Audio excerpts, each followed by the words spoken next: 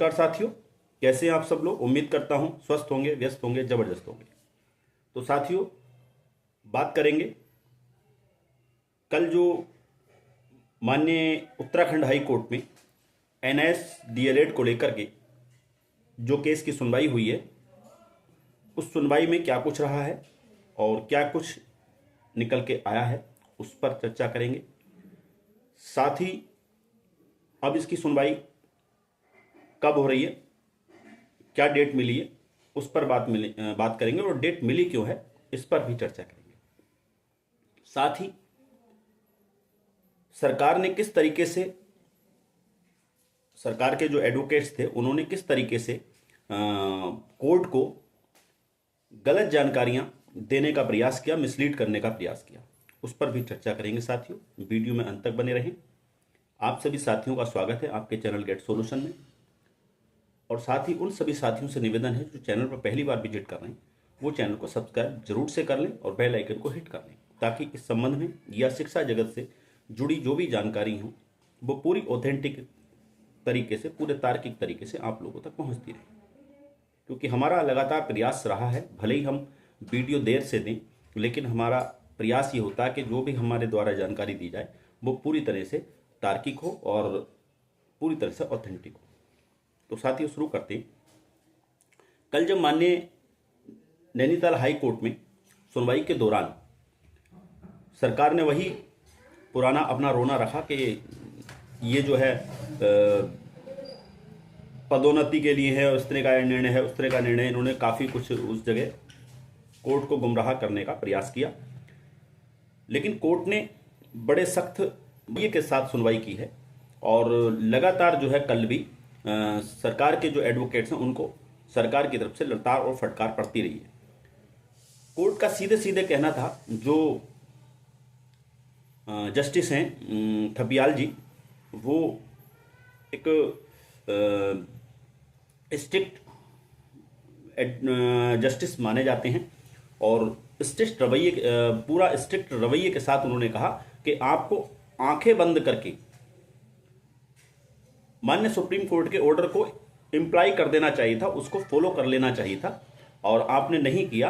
ये ठीक बात नहीं है और आप जिस तरह से बात कर रहे हैं ये सब हमारी समझ में आ रहा है।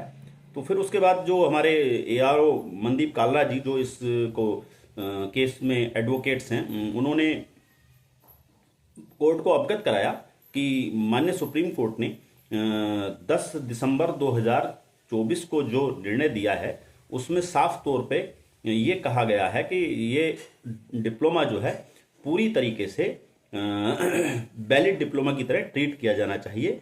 और ये भी अवगत कराया है कि ये डिप्लोमा जो वैलिडिटी है, जो ये कोर्ट का जो आदेश है, ये मान्य होगा 28 नवंबर 2023 से। यानी जिस ऑर्डर के रिव्यू में ये गया हुआ है, ये सुनवाई हुई है क्लेरिफिकेशन, उस ऑर्डर की डेट से, यानी कि 28 नवंबर 2023 की डेट से ही ये मान्य है, ये लागू है।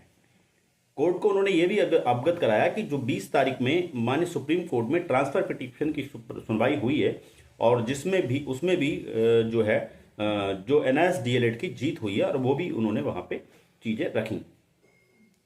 उसको लेकर के फिर सरकार ने ये कहा कि हमने जो है ये जो भर्ती है, जो भर्ती प्रक्रिया है और जो काउंसलिंग प्रक्रिया, ये हमारी पूर्ण हो चुकी है और अब इसमें काउंसलिंग के लिए कुछ बचा नहीं है, हमने 20 तारीख में कंप्लीट कर दी है। तो उसको लेकर भी हमारे जो एडवोकेट थे मनदीप काल्रा जी, उन्होंने कहा ये गलत जानकारी कर रहे हैं, ये 20 तारीख को लास्ट काउंसलिंग नहीं है, अभी इसके बाद भी काउंसलिंग की ये तैयारी में है और आगे भी अभी काउंसलिंग इसमें होने बाकी। और सरकार का देखिए, आप शिक्षा विभाग या सरकार की हम बात करें तो कितना झूठ परोसने की कोशिश कर रहे हैं। इन्होंने जब विज्ञप्ति पब्लिक डोमेन में दी थी पेपर के अंदर, तो इन्होंने बताया था कि 700 पदों पर, 700 कुछ पदों पर जो है काउंसलिंग होनी है 20 तारीख को। और इन्होंने काउंसलिंग कितने पदों पे कराई? 369 पदों पे इन्होंने काउंसलिंग बुलाई और 226 लोग वहां पहुंचे और 183 लोगों का सिलेक्शन हुआ। तो भाई 183 अगर 700 में से घटा देते हैं तो कितने बचते हैं साहब, आप लगाइए। तो आपके 500 कुछ पद अभी जो हैं वहाँ पर बच रहे हैं। 17 पद अभी बचते हैं अकॉर्डिंग टू गवर्नमेंट, यानी जो इन्होंने जो पब्लिक डोमेन में इन्होंने वो अपना पत्र निकाला था, विज्ञप्ति निकाली थी उसके ये क्या कहते हैं काउंसलिंग के लिए। तो उस हिसाब से भी देखा जाए तो अभी 517 पद बचते हैं। तो आखिर 517 पद कहाँ से भरे जाएंगे? बिना काउंसलिंग के भरेंगे आप? तो ये एक झूठा जो है, एक झूठ कोर्ट के सामने परोस करके और कोर्ट को मिसलीड करने का प्रयास किया गया, जिसका जो है विरोध हमारे एडवोकेट मनदीप काल्रा जी ने किया कि भाई ऐसा नहीं है, ये काउंसलिंग द्वारा कराने जा रहे हैं और ये चीज़ें हैं।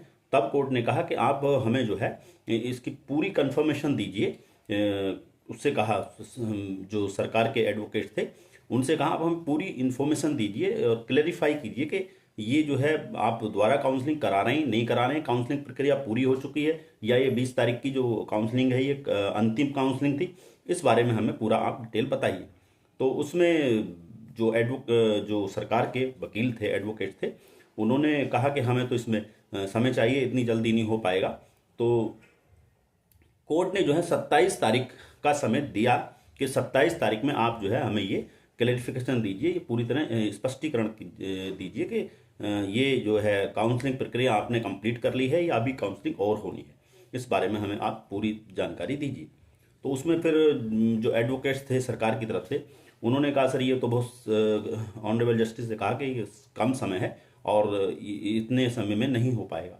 तब कोर्ट ने कहा कि आप गनीमत मानिए, स्पष्ट यही शब्द कहे, आप इस बात का गनीमत मानिए कि मैं 26 तारीख नहीं लगा रहा हूँ, मैं 26 तारीख नहीं दे रहा हूँ, मैं 27 तारीख दे रहा हूँ, नहीं तो मैं 26 तारीख में भी ये चीज़ें मांग सकता हूँ आपसे और 26 की डेट दे सकता हूँ। तो आप समझ सकते हैं कि कोर्ट जो कितना सख्त है इस मामले में। NIS-DLED के मामले को लेकर के सुप्रीम कोर्ट के ऑर्डर को उन्होंने स्पष्ट कहा कि अगर आप इसको इम्प्लीमेंट नहीं करेंगे और सही स्पष्टीकरण हमें नहीं दे देंगे और इसको नहीं इम्प्लीमेंट करेंगे तो फिर हमें आप पर जो है कोर्ट की कंटेप्ट ऑफ कोर्ट की कार्रवाई करनी पड़ेगी और ये आप पर की जा सकती है।